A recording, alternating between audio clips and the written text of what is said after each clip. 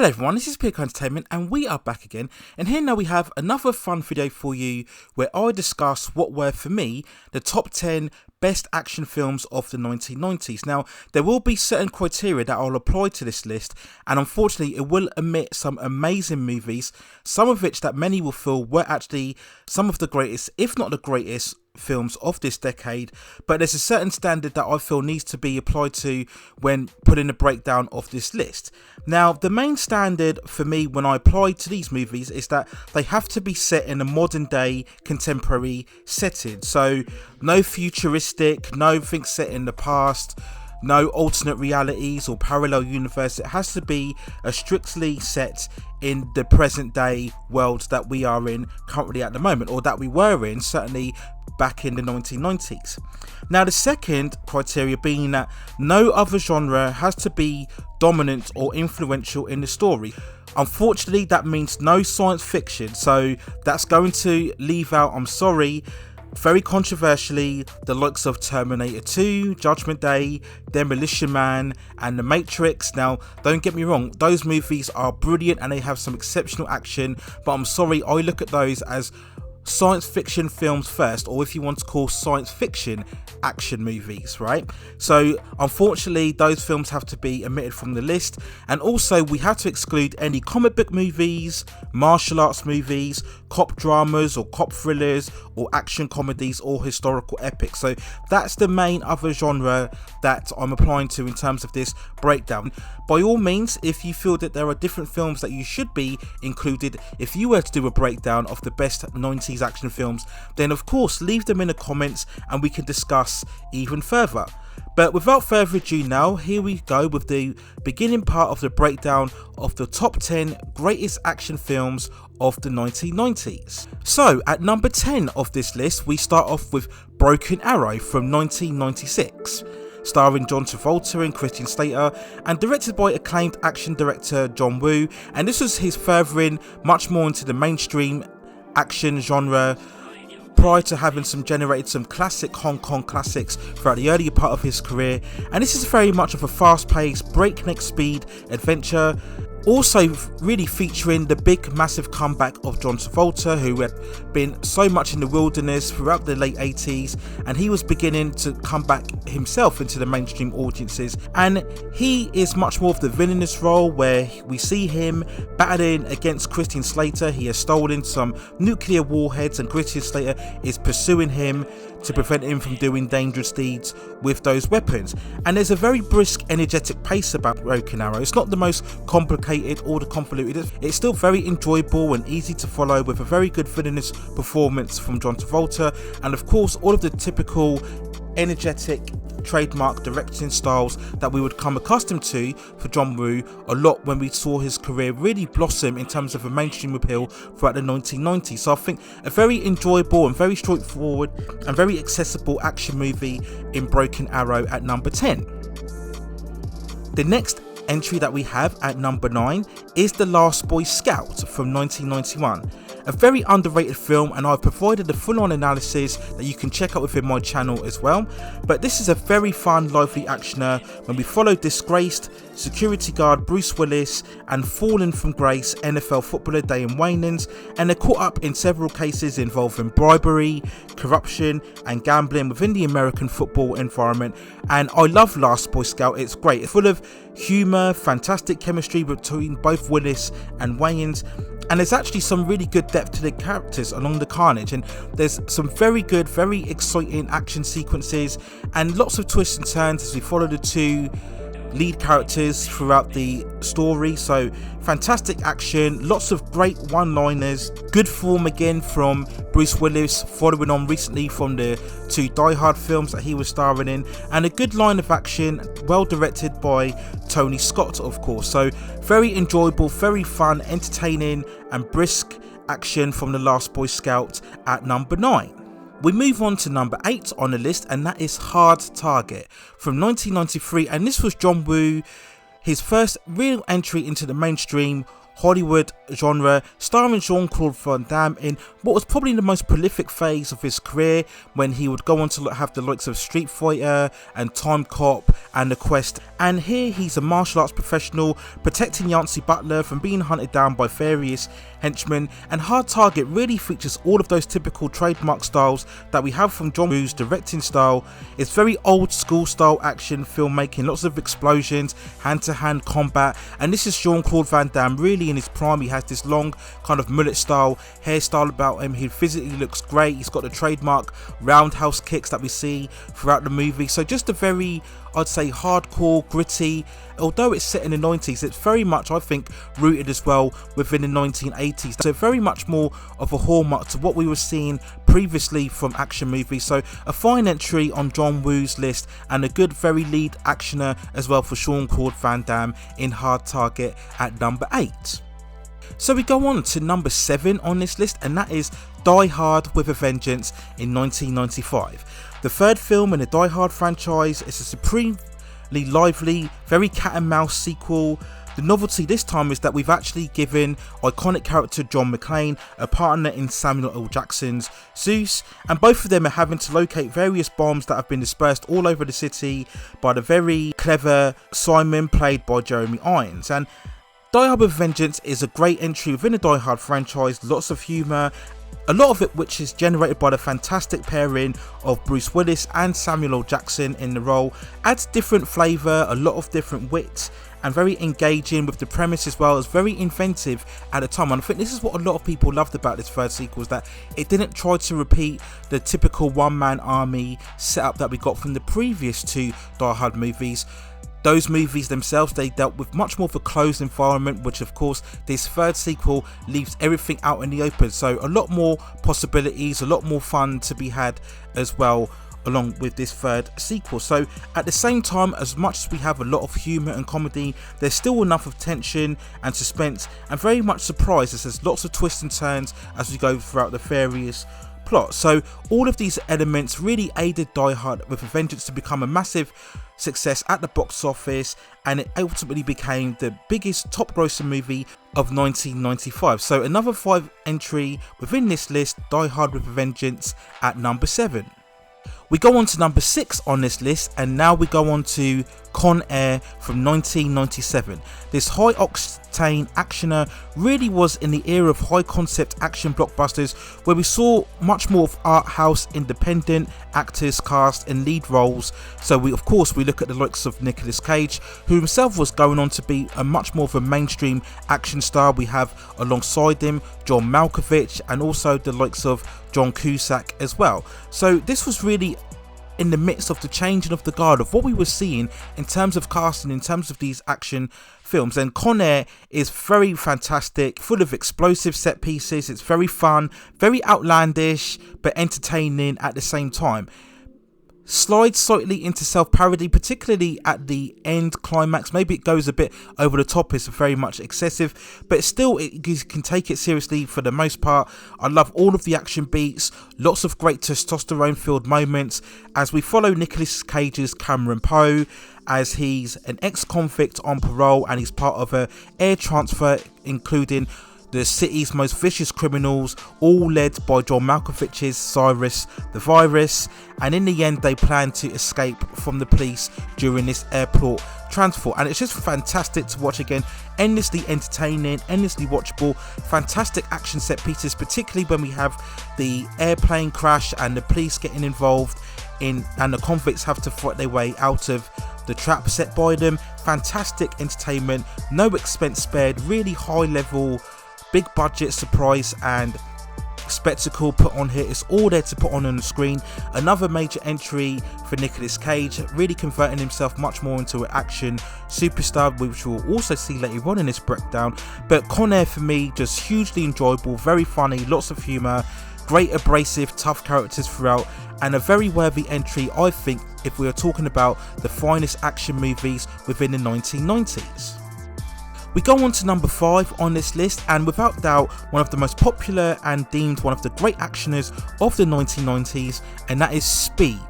From 1994, we deal with Keanu Reeves' cop as he finds himself trapped on a bus and it has a bomb attached to it that will go off if the speed limit drops below 50 miles per hour.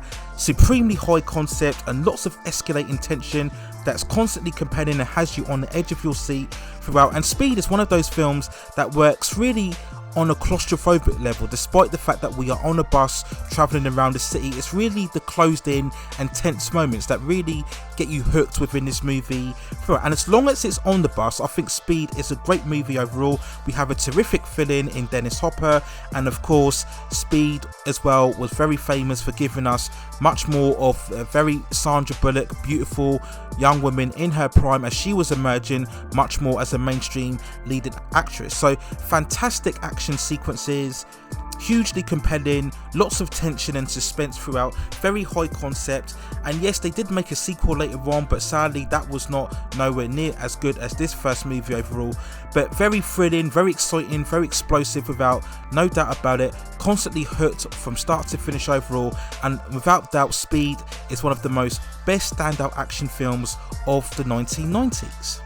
We go on to number 4 on this list, and that is Point Break from 1991.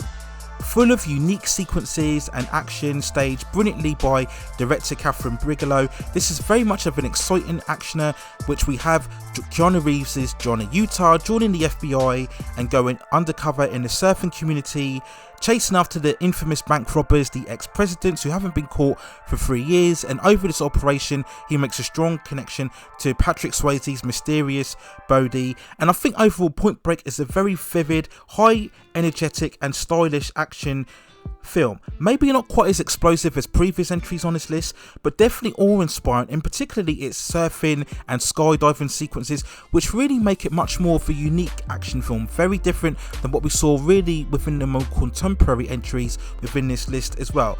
Brilliant chemistry between the two leads in Patrick Swayze and Keanu Reeves, as well as good supporting performances as well from Gary Busey and Laurie Petty. Amazing musical score from Mark Isham, and as I said, very outstanding, great sequences filmed from director Catherine Bigelow. Now, you can also check out a much more in-depth review of Point Break on my channel as well, so look out for that as well. But a very stunning and very breathtaking and very unique actioner in Point Break, early from the 1990s. Definitely a movie that has gained a lot of more cult status and reference as the decades have gone by. Many people look back very fondly on this film, so a very stunning and very exhilarating movie overall that we have at number 4 in Point Break. We go on to the next movie on this list, and at number 3 we have Cliffhanger from 1993, a truly exceptional and outstanding action masterpiece in many ways. This of course was the first part of Sylvester Stallone's major comeback to box office prominence following a string of flops. And Cliffhanger is really an all-time classic, without doubt one of the all-time elite actioners from the 1990s, as we followed the mountain rangers Sylvester Stallone and Michael Rooker getting apprehended by Joff Lingo and his group of criminals as they have to locate various suitcases of cash that have been stranded in mountains following a high-risk hijacking which has gone awry. And many people looked back on Cliffhanger and likened it to Die Hard in the Mountains, and that is a very apt description on here, as we very much have a typical setup where not the one-man army, but essentially 2 mountain rangers going up and trying to take down the terrorists. So of course in Die Hard we were dealing with in a high scale apartment city block. In Cliffhanger it's really out in all of the range of mountains, and that's great because you have a far more of an open canvas to really have all sorts of fun and twists and turns. And Cliffhanger itself is full of outrageous stunts and action sequences, for me fueled by one of the best opening scenes of any action movie. Without spoiling it too much, it really is a masterclass in escalating tension and suspense, and has you constantly biting your fingernails no matter how many multiple times you've watched this movie. And it's something that runs right throughout the movie. We have some really truly great cinematography by director Renny Harlin, who of course directed Die Hard 2 as well. This is what I believe is Renny Harlin's best movie overall. We have some brilliant henchmen to go alongside John Lithgow's very sarcastic, sly villain overall. Cliffhanger is an exceptional and very unique action movie and definitely one of the great films of the 1990s, and certainly a great standalone entry in Sylvester Stallone's career. And as I mentioned before, this was really what kickstarted him back to becoming a major box office superstar within the early to 90s. So fantastic, amazing action film in Cliffhanger, without doubt one of the best actioners of the 1990s. And now we come up to the runner-up at number 2 in terms of what is the greatest action films of the 1990s, and that is Face Off from 1997. Yet another entry from master director John Woo on this list, and this is what we could maybe perhaps call his magnus opus. This is without doubt one of his biggest mainstream effort in this literally crazy action masterpiece, and here we see the director really given full reign with a big budget to fully showcase all of his directing skills and expertise in terms of full kinetic shootout, slow motion sequences, operatic tone, and almost a balletic style in the way that he presents his action. Face Off is an action film with a truly exceptional opening and a brilliant climax as well, and I think that's what determines any great action movie into how legendary it has become. Now, for all of his direction, Face Off really works because of two reasons. That, of course, is the two lead actors, John Travolta and Nicolas Cage, who by certain circumstances are having to swap faces and identities as Castor Troy in order to pursue one another. Both actors are simply electric in this film, and this was really at a time when they were at the most prolific stages of career, and they were really two of the biggest superstars of the 1990s, and it's their performances and their screen presence that really elevate this film so much. I think it would have been a far lesser film if you had any other pair of actors within the lead roles. Fantastic action, amazing cinematography, and we do get some emotional weight and depth as we see both characters trying to adjust to each other's lives that they swapped over, and we see the various effects on the family members and groups around him. So it very much as well works on a psychological level as well as an action level as well. So there is some depth and some complexity to Face Off as well, and alongside John Woo's trademark direction, this is truly, I think, an elite and incredible entry within this list. Some people may have it at number 1. I remember at the time when it came out on release, many people felt it was a phenomenal action film. I would stand by that assessment as well. But for now, as great and as brilliant as it is, I still have Face Off at number 2. But without doubt, it is still one of the greatest action films of the 1990s. And so we come then to the number 1 choice on this list, the film that I deem to be the greatest action film of the 1990s, and that is The Rock from 1996. Michael Bay's exhilarating, bombastic actioner still remains his best movie.